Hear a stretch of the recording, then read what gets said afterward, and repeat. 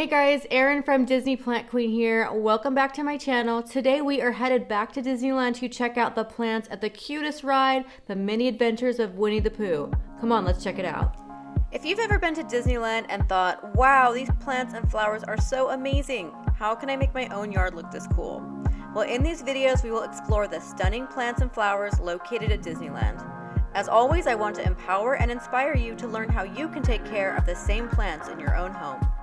The Many Adventures of Winnie the Pooh ride opened in 2003 in Critter Country after sadly giving the Country Bear Jamboree the boot. This upset some people who were reluctant to give up yet another classic Disneyland attraction.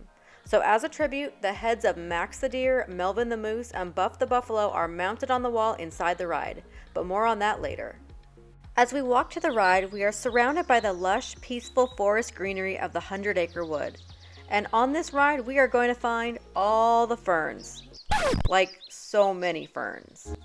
Like all of the Disneyland rides, there is a theme at work here, and that theme is woodsy, rustic, calming ferns, beautiful flowering shrubs, and comforting, majestic trees. As I was moving through the line for the ride, I was taking my usual photos of the plants and the trees. The people behind me wanted to know if the plants on this ride were rare. That's a great question because the thing is that they are not. So many of these plants can be seen in our own homes and yards. I mean, come on, it's a fern.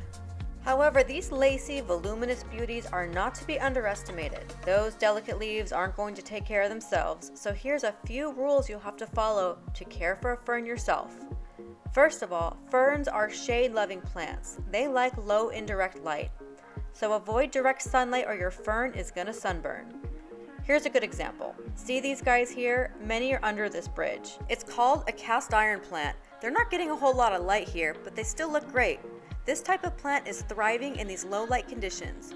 If you don't have a lot of light at home, this might be a good option for you if you're looking to add to your growing plant collection. Also remember to keep your fern at a safe distance from a window. The plant should be able to see a window, but not directly be in front of one. These plants also need a lot of humidity. Think about it, they are prehistoric and they have been around since the dawn of time.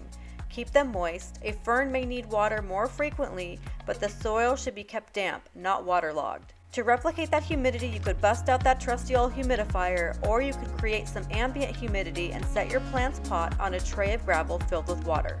So let's get into some of these cool plants here. There are quite a few of these giant chain fern, aka deer fern or western chain fern. This is the biggest fern in all of America. Its fronds can grow taller than 5 feet. It symbolizes fascination, sincerity, and magic.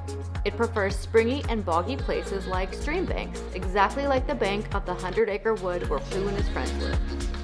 Clustered beside the giant chain fern are some miniature tree ferns. You may also know it as a dwarf tree fern. Like its neighbor, it likes a moist environment, but not too wet. Overwatering causes bronze and yellow tinted leaves.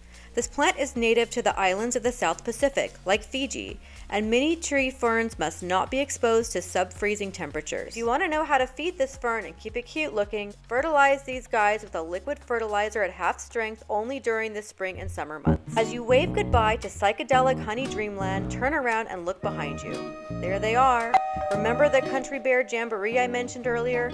On the wall, you will note the severed animatronic heads of Max, Melvin, and Buff. Good seeing you around, guys. Back outside, we found Pooh's honey stash, and inside is this delightful plant, the Honeysuckle fuchsia. This plant is a small shrub and it produces these flashy, exotic-looking flowers. These are commonly grown in hanging baskets so that their blooms can hang down.